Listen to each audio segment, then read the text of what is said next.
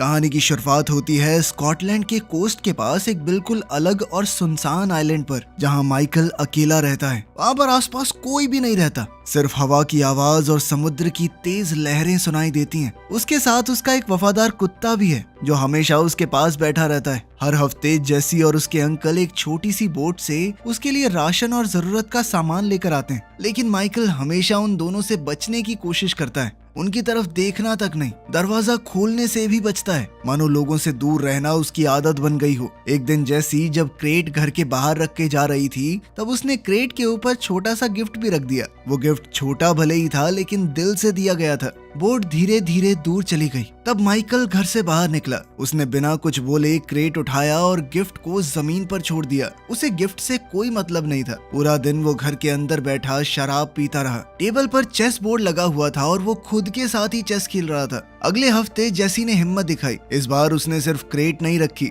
बल्कि दरवाजे पर नॉक भी किया। माइकल ने गुस्से में दरवाजा खोला, क्रेट को पकड़ा और तुरंत दरवाजा बंद करने लगा, लेकिन जेसी ने अपना पैर दरवाजे के बीच में अड़ा दिया। उसने फिर से वो तोहफा उसकी तरफ बढ़ाया और पूछा कि आप कभी हेलो क्यों नहीं बोलते? आप हमेशा हमसे दूर क्यों रहते हो? माइकल ने कोई जवाब नहीं दिया। उसने जेसी के पैर को जोर से हटाकर दरवाजा बंद कर दिया। जेसी ने जोर से कहा कि मैं तुमसे डरती नहीं हूँ। फिर वो वापस बोट की तरफ चली गई। गिफ्ट फिर से दरवाजे पर ही पड़ा रह गया। बोट पर उसके अंकल को मौसम का अलर्ट मिला। तेज तूफान आने वाला था। आसमान धीरे धीरे काला होने लगा। हवा तेज चलने लगी। समुद्र की लहरें अब बहुत ज्यादा खतरनाक हो गई थी। जेसी बड़ी मुश्किल से अपनी छोटी सी बोट में चढ़ी और उसे चलाने लगी, लेकिन लहरें इतनी तेज थी कि उसका चप्पू पानी में गिर गया। उसके अंकल ने चप्पू को पकड़ने की कोशिश की, लेकिन लहरों की वजह से उनकी बोट भी पूरी उलट गई। आइलैंड पर कुत्ता खिड़की के पास खड़ा होकर रोने जैसी आवाजें निकालने लगा। तब माइकल का ध्यान बाहर गया। उसने देखा कि समुद्र में कुछ गलत हो रहा है। वो तुरंत बाहर दौड़ा। भागते वक्त उसने गलती से गिफ्ट को लात मार दी।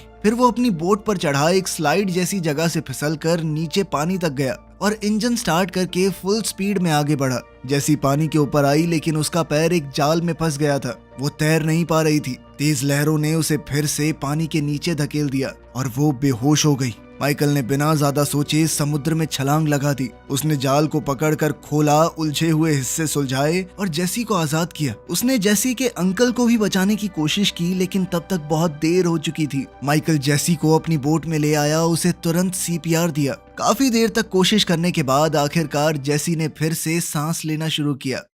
शाम को जेसी माइकल के बेड पर होश में आई। उसने आंखें खोलते ही अपने अंकल के बारे में पूछा। माइकल ने धीरे से सच बताया। ये सुनते ही जेसी रो पड़ी। पूरा दिन वो बेड पर ही लेटी रही। माइकल चुपचाप काउच पर सो गया। सुबह माइकल ने उसका एंकल चेक किया। वो सूजा हुआ था और जाल की वजह से कट भी पड़ गया था। जेसी ने पूछा कि तुमने पुलिस को कॉल क्यों नहीं किया? क्या किसी को पता भी है मैं यहाँ पर हूँ? माइकल ने बस इतना कहा कि आराम करो। जब माइकल पानी लेने गया, जेसी अचानक गुस्से में बोली कि मुझे इस आइलैंड से वापस अपने घर जाना है। उसने बताया कि मेरा परिवार मुझे ढूंढ रहा होगा, लेकिन माइकल जानता था कि लड़की की माँ मर चुकी है और उसका बाप तो उससे कभी मिला ही नहीं, तो कोई परिवार नहीं है तुम्हारा। माइकल बाहर गया तो जेसी ने बेड छोड़ा और उसके डेस्क में कुछ ढूंढने लगी। उसे वहाँ पर एक चाकू मिला। माइकल के कदमों की आवाज सुनकर वो जल्दी से बेड पर वापस आई और चाकू को पिल्लो के नीचे छुपा दिया। रात को जेसी को एक बुरा सपना आया। वो डरावनी आवाजें निकालने लगी। माइकल ने उसे चेक करने की कोशिश की और जैसे ही उसने जेसी को छुआ, वो झट से उठ गई और चाकू उसकी तरफ कर दिया।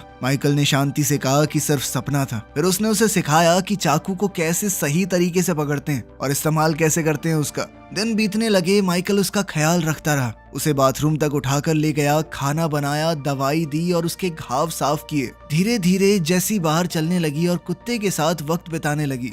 माइकल को ये देखकर अच्छा लगा। एक दोपहर जेसी ने पूछा कि वो उसके अंकल को कैसे जानता था। माइकल ने बताया कि हम दोनों फौज में एक साथ काम करते थे। जेसी को एहसास हुआ कि वो तो अपने सामने खड़े आदमी का नाम तक नहीं जानती और माइकल ने भी अपना नाम बताने से मना कर दिया। फिर जेसी ने कुत्ते का नाम पूछा, लेकिन माइकल ने कहा कि उसका भी कोई नाम नहीं है, तो जेसी ने कुत्ते का नाम जैक रख दिया। जेसी ने चेस बोर्ड देखा और कहा कि तुम आसानी से हार जाओगे। हाथी गलत जगह पे है। खैर माइकल ने ज्यादा ध्यान न देते हुए लड़की के पैर को फिर से देखा। पैर में इन्फेक्शन हो गया था, लेकिन उसने लड़की को हॉस्पिटल ले जाने से मना किया और कहा कि जरूरत की चीजें मैं खुद लेकर आऊंगा। अब माइकल बोट से मेनलैंड गया। तब जेसी ने उसके डेस्क पर एक ड्राइंग देखी। उसने जेसी और जैक की तस्वीर बनाई थी। जब उसने ड्रॉअर खोला तो पता चला कि माइकल ने उसका दिया हुआ तोहफा खोला था। अंदर एक स्नो ग्लोब था जिसमें लाइट हाउस बना हुआ था, बिल्कुल आइलैंड वाले लाइट हाउस जैसा। उधर लंदन में एक गवर्नमेंट मीटिंग के दौरान मैनाफोर्ट नाम के एक आदमी को डांटा गया।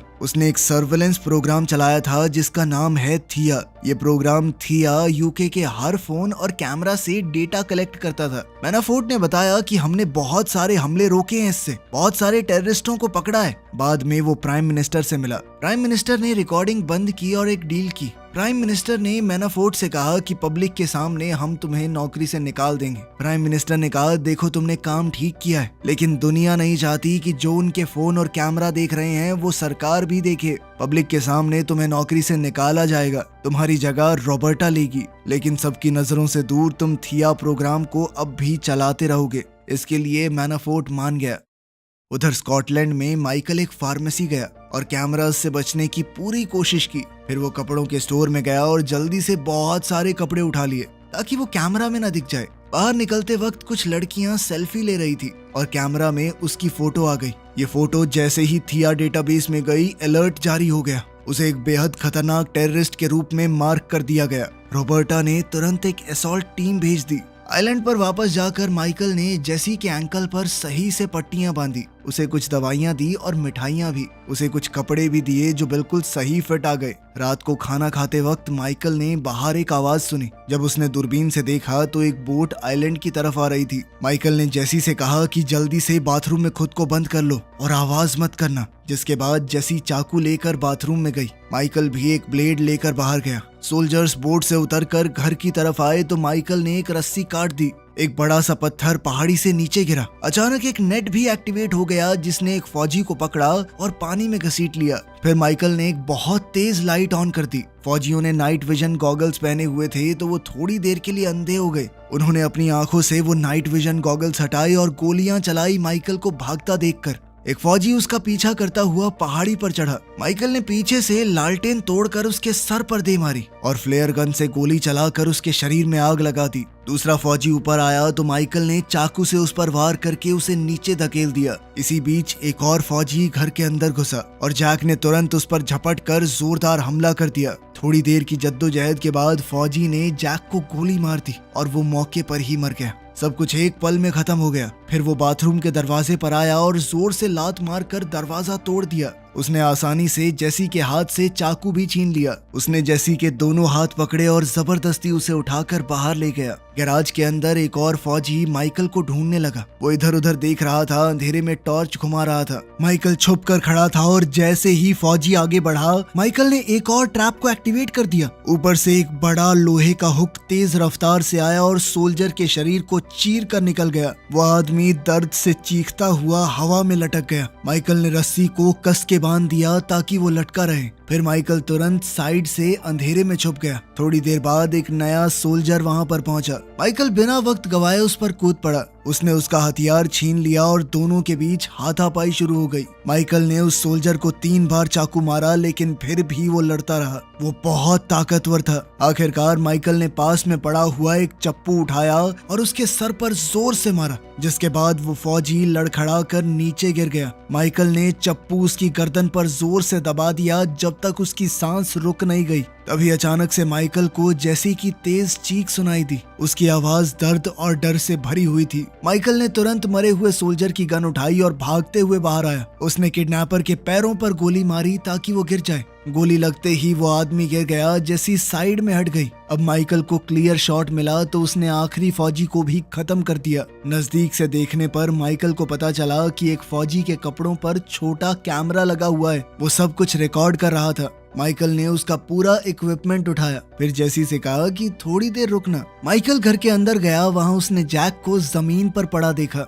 जैक बिल्कुल शांत था। माइकल उसके पास बैठा, उसके सर पर हाथ रखा और धीरे से माफी मांगी। मैं तुम्हें बचा नहीं पाया, उसके लिए सॉरी। फिर उसने किसी को फोन किया और धीरे से कहा कि मैं आ रहा हूँ और मेरे पास बैगेज है। कॉल खत्म होते ही उसने फोन की बैटरी निकाल दी ताकि कोई सिग्नल को ट्रेस ना कर सके। फिर माइकल और जेसी सोल्जर की बोट पर बैठे और आइलैंड को छोड़ दिया। समुद्र में घप अंधेरा था लेकिन दोनों वहां से निकल गए। कुछ ही वक्त में रॉबर्टा को पता चला कि उसकी टीम हार गई है। उसने तुरंत एक स्पेशल एजेंट को भेजने का ऑर्डर दिया। साथ ही अपनी टीम से कहा कि जेसी का बैकग्राउंड निकालो, पता करो वो कौन है। सुबह तक माइकल और जेसी स्कॉटलैंड पहुंच गए थे। जेसी ने देखा कि माइकल के कपड़ों पर खून लगा है और उसका जख्म खुल गया था। वो बोली कि तुम्हारा खून बह रहा है। माइकल ने शांत आवाज में कहा कि मैं ठीक हूँ, चिंता मत करो। दोनों शहर के बीच में चुपचाप घूमने लगे। उन्होंने कैमरा से बचने की कोशिश की और आखिरकार उन्हें गाड़ी दिखी जो इस्तेमाल की जा सकती है, लेकिन किसी और की गाड़ी है, चाबी तो नहीं है उनके पास। अब माइकल ने जेसी को बंदूक चलाना सिखाया। उसने कहा कि गार्ड बन के खड़ी रहना और ध्यान रखना। फिर वो सामने वाले घर के अंदर घुस गया। अंदर जाकर वो कार की चाबी ढूंढने लगा। तब एक छोटे बच्चे ने उसे देख लिया और डर गया। अचानक घर का मालिक दरवाजे पर आया और माइकल पर बंदूक तान दी। हालात खराब हो गए लेकिन पीछे से जेसी ने हिम्मत दिखाई। उसने उस आदमी को मजबूर किया कि माइकल के घाव का इलाज करे।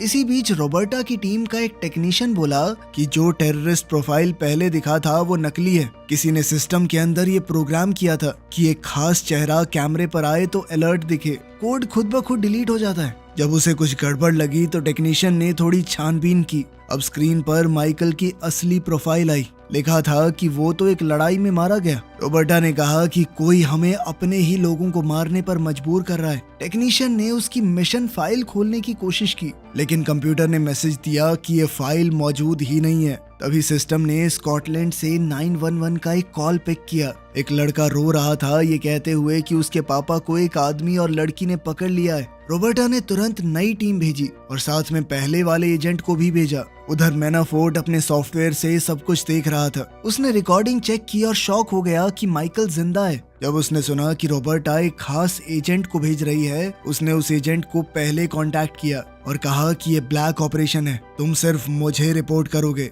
एजेंट वर्कमैन पहले से उसका वफादार है तो वो तुरंत मान गया। मैनाफोर्ट ने ऑर्डर दिया कि माइकल और जेसी दोनों को मार दो। घर के मालिक ने माइकल के घाव को बंद किया। वो वहां से निकलना चाहता था लेकिन पुलिस ने बिल्डिंग को घेर लिया। ओनर के बेटे ने मान लिया कि मैंने ही पुलिस को फोन किया था। पुलिस को ऑर्डर था कि वो हमला ना करे, लेकिन जैसे ही ओनर दरवाजा खोलने भागा, वॉकमैन ने सीधा उसके सर में गोली दाग दी। माइकल ने सही वक्त पर लड़के को रोक लिया वरना वो भी मारा जाता। वर्कमैन ने पुलिस की गाड़ियों पर लगातार गोलियां चलाकर उन्हें तोड़ दिया। वहीं माइकल और जेसी पीछे के दरवाजे से भागने लगे लेकिन तभी दो पुलिस वाले सामने आ गए। माइकल अकेला दोनों से भिड़ गया और कुछ ही सेकंडों में दोनों को बेहोश कर दिया। तीसरा पुलिस वाला बाहर आया तो माइकल ने सीधा एक मुक्का मार के उसे भी गिरा दिया। उसने पुलिस वाले के हथियार भी उठा लिए। बाकी पुलिस वाले जब रोकने के लिए आए तो माइकल ने पेपर स्प्रे और टेजर से सबको गिरा दिया। आखिरी पुलिस वाले ने तो लड़ने की कोशिश भी नहीं की। माइकल ने उससे सीधा चाबी ले ली।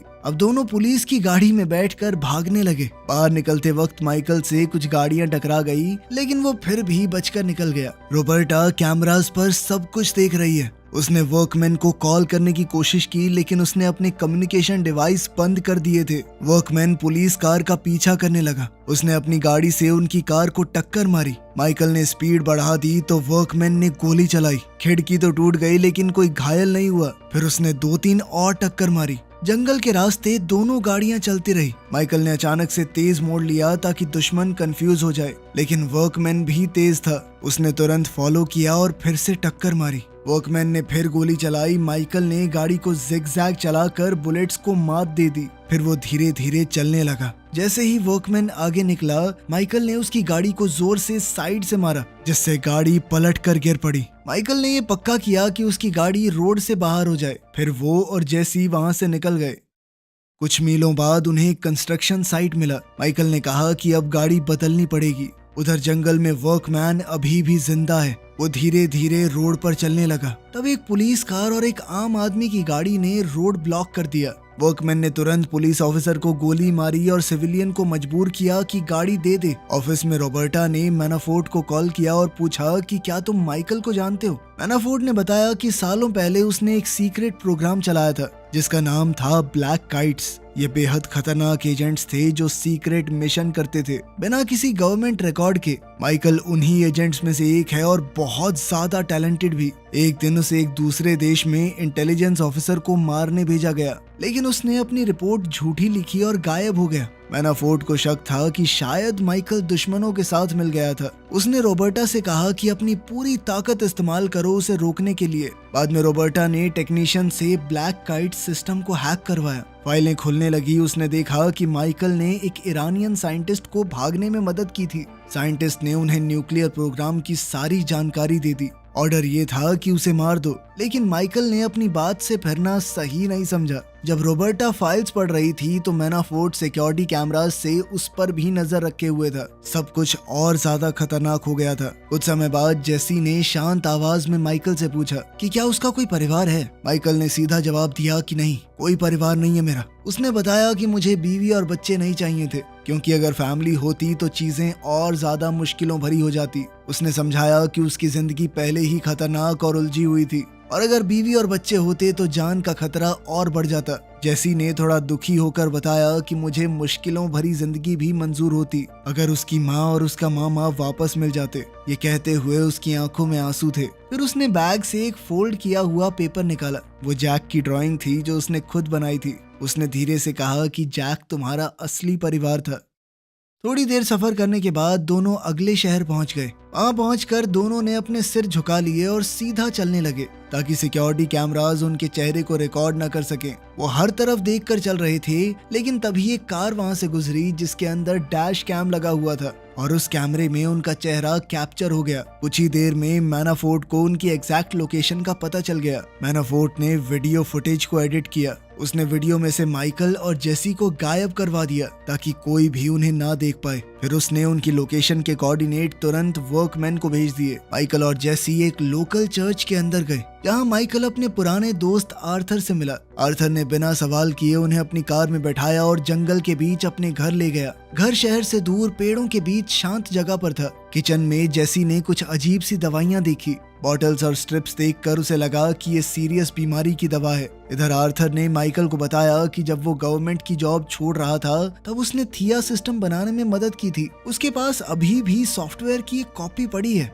जब माइकल गायब हुआ था तो आर्थर ने सिस्टम से उसकी फोटो हटाकर किसी रैंडम आदमी की फोटो लगा दी थी ताकि वो अपने दोस्त को बचा सके, लेकिन बाद में मैनाफोर्ट ने उसे टेररिस्ट ही बना दिया। माइकल ने आर्थर से कहा कि वो जेसी का ख्याल रखे जब तक वो बाहर जाकर लड़ाई खत्म करेगा। आर्थर ने दुखी होकर मना कर दिया। तब जेसी ने बीच में बोल दिया कि आर्थर को कैंसर है। उसे ये इसलिए पता चला क्योंकि आर्थर भी वही दवाई ले रहा है जो उसकी माँ ने मरने से पहले ली थी। जेसी को लगा कि माइकल उसे छोड़ना चाहता है। उसने कहा कि मैं किसी पर बोझ नहीं बनना चाहती, मैं चुपचाप चली जाऊंगी यहाँ से। वहीं आर्थर बताने लगा कि मेरे पास सिर्फ कुछ ही महीने बचे हैं। ये सुनकर माइकल ने एक पुराने ट्रैफिकर का एड्रेस पूछा जिसे वो लोग पहले जानते थे। आर्थर ने मना किया और कहा कि वो आदमी बहुत खतरनाक है, लेकिन माइकल ने कहा कि मेरे पास दूसरा कोई ऑप्शन भी नहीं है। जब वो निकलने वाले थे तो किसी ने दरवाजा खटखटाया। बाहर वर्कमैन खड़ा था। उसने बिना देर किए गोलियां चलानी शुरू कर दी। माइकल तुरंत फर्नीचर के पीछे छुप गया। जैसे ही वर्कमैन कमरे में आया, माइकल ने शेल्फ उसके ऊपर गिरा दी। फिर दोनों में जबरदस्त लड़ाई शुरू हो गई। उन्हें कमरे में जो भी चीज मिली वो एक दूसरे पर हथियार की तरह इस्तेमाल करने लगे। कुर्सी, टेबल, लैंप सब टूट गए। इस धक्का मुक्की में एक बंदूक जमीन पर गिर गई। दोनों बेहतरीन ट्रेंड एजेंट्स थे तो काफी देर तक एक दूसरे से लड़ते रहे। आखिरकार वर्कमैन ने माइकल को हरा कर उसे दबा दिया, लेकिन आखिर में वर्कमैन माइकल के ऊपर हावी होने लगा। जब वो माइकल को मारने ही वाला था तब जेसी ने बंदूक उठाकर उस पर तान दी और रुकने को कहा। वर्कमैन तुरंत उस पर झपटा और बंदूक छीन ली। तब माइकल ने पास में पड़ी हुई नेल गन उठाई और वर्कमैन पर कई बार वार किया। फिर वो जेसी को पकड़कर वहां से भागा। वर्कमैन ने फिर से गोलियां चलानी शुरू कर दी, लेकिन तब तक माइकल और जेसी आर्थर के साथ कार में बैठकर निकल गए। वर्कमैन भागते हुए पीछे गोली चलाता रहा, लेकिन देर हो चुकी थी। मैनाफोर्ट ने उसे मैसेज भेजा और पूछा कि काम खत्म हुआ या नहीं। वर्कमैन ने जवाब दिया कि नहीं, तब मैनाफोर्ट ने अपने असिस्टेंट से कहा कि टीम को तैयार करो। शहर पहुंचकर आर्थर ने माइकल को एक फोन दिया और खुद अलग हो गया। अब माइकल और जेसी अकेले ड्राइव कर रहे थे। जेसी ने कहा कि मुझे अपने साथ अगले आइलैंड पर साथ ले चलो। माइकल ने मना कर दिया और कहा कि मैं चाहता हूं तुम एक बेहतर जिंदगी जियो। उधर रॉबर्टा को टेक्नीशियन ने बताया कि कोई थिया सिस्टम को चुपके से इस्तेमाल कर रहा है। तब उन्होंने ट्रैप तैयार किया। उधर लंदन में माइकल ने जानबूझकर कैमरास को अपना चेहरा रिकॉर्ड करने दिया। वो एक नाइट क्लब में गए तो बाउंसर ने उसे रोका। इस पर माइकल ने उसे तब तक पीटा जब तक उन्हें एंट्री नहीं मिल गई। मैनाफोर्ट ने कैमरा पर उनका चेहरा देखा और लोकेशन ट्रैक करने की कोशिश की, लेकिन वो तुरंत ब्लॉक हो गया। अब रॉबर्टा को समझ आ गया कि मैनाफोर्ट उसके पीछे गेम खेल रहा है। क्लब के अंदर माइकल और जेसी ट्रैफिकर कमल से मिले। माइकल ने कहा कि जेसी के लिए भी एक नई पहचान बनानी है। कमल ने पूछा कि मैं तुम्हारी क्यों मदद करूं? माइकल ने कहा कि देख, मैं भी जानता हूं और तू भी। तूने बहुत सारे लोगों की इन्फॉर्मेशन मैनाफोर्ट को दी है। बहुत सारे दुश्मन है तेरे जो ये जानते नहीं है कि तूने उन्हें पकड़वाया है। अगर मैं पकड़ा गया और ये बात मैंने लीक कर दी तो बहुत गंदा फंसेगा बेटा। फिर माइकल ने कैमरा में अपना चेहरा भी दिखा दिया, इसीलिए एजेंट जल्दी ही क्लब में पहुंचने वाले होंगे। अब कमल के पास उनकी मदद करने के अलावा कोई दूसरा ऑप्शन नहीं था। थोड़ी देर में पेपर रेडी हो गए। बोट 30 मिनट में निकलने वाली है। दोनों क्लब से निकलने लगे, लेकिन मैनाफोर्ट की टीम वहां पहुंच चुकी थी। माइकल ने एक आदमी पर हमला करके उसे गिरा दिया और उसकी बंदूक छीन कर उसे गोली मार दी। तेज बजते म्यूजिक की वजह से किसी को पता नहीं चला। फिर माइकल ने एक टूटे हुए ग्लास से दूसरे एजेंट को भी मार दिया, लेकिन फिर जब तीसरे एजेंट को उसने गोली मारी तो लोगों को शक होने लगा। जेसी और माइकल बाथरूम कॉरिडोर की तरफ भागे, लेकिन वहां भी एक एजेंट मिल गया और शूट आउट शुरू हो गया। माइकल ने दुश्मन का ध्यान हटाकर जेसी को वापस क्लब में खींच लिया। वहां एजेंट्स ने उसे घेर कर पीटना शुरू कर दिया। जेसी मदद करने आई, लेकिन एक आदमी ने उसे गिरा दिया। माइकल ने तुरंत उस आदमी को गोली मारी और अब क्राउड पैनिक में भागने लगा। हंगामे में एक एजेंट ने मौका पाकर जेसी को किडनैप कर लिया। उधर माइकल ने आर्थर को फोन किया। आर्थर सिक्योरिटी कैमरास से किडनैपर को फॉलो कर रहा था और वो लगातार बता रहा था कि किस तरफ जाना है। जैसे ही जेसी को एक वैन के पीछे फेंका गया, उसी वक्त रॉबर्टा की टीम भी पहुंच गई और रोड को ब्लॉक कर दिया। माइकल को लगा कि वो भी दुश्मन है। उसने कुछ फौजियों को पीट कर रास्ता खोला और भागता रहा। वैन मिलते ही मैनाफोर्ट के एजेंट्स ने उसे घेर लिया। माइकल ने एक एक करके सबको गिरा दिया और जेसी तक पहुंच गया। तभी वर्कमैन वहां आया, लेकिन तब तक दोनों ने एक बाइक चुरा ली और भाग गए। समुद्र के किनारे बने प्लेटफॉर्म पर जेसी रो रही थी। वो माइकल के बिना नहीं जाना चाहती। तभी अचानक गोली की आवाज आई। माइकल ने जेसी को बोट पर धक्का दिया और उसे सेफली वहां से निकाल दिया। इसके बाद माइकल और वर्कमैन ने एक दूसरे पर गोलियां चलाई जब तक गोलियां खत्म नहीं हो गई। फिर दोनों अपने हाथों से लड़ने लगे। पाइप और चेन से अटैक किया। वर्कमैन माइकल का गला घोटने लगा, लेकिन माइकल ने उसे नीचे गिरा दिया और चेन से कई बार मारा। आखिर में उसने चेन को पाइप पर लपेटकर वर्कमैन के सर पर जोरदार वार किए और उसे मार डाला। कुछ समय बाद अपने बड़े घर में मैनाफोर्ट ने खिड़की से बाहर देखा। 2 गार्ड जमीन पर मरे पड़े थे। जब वो मुड़ा तो माइकल कमरे में खड़ा था। दोनों ब्लैक काइट प्रोजेक्ट पर बहस करने लगे। आखिर में माइकल ने सीधी गोली उसके सर में दाग दी। 3 महीने बाद स्पेन में जेसी एक नई जिंदगी शुरू कर चुकी थी। रॉबर्टा और उसकी टीम उसे दूर से देख रही थी, इस उम्मीद में कि कभी तो माइकल वापस आएगा। जेसी एक कैफे में बैठकर किताब पढ़ रही थी। तब कैमरा थोड़ा हिल गया और रॉबर्टा जेसी को देख नहीं पा रही थी। वेट्रेस ने एक बैग लाकर जेसी को दिया और अंदर एक चेस का पीस था। रोड के उस पार माइकल था जो आखिरकार उसे लेने आया था। वीडियो पसंद आई तो लाइक कर देना, चैनल को सब्सक्राइब कर लेना। मिलते हैं अगली वीडियो में।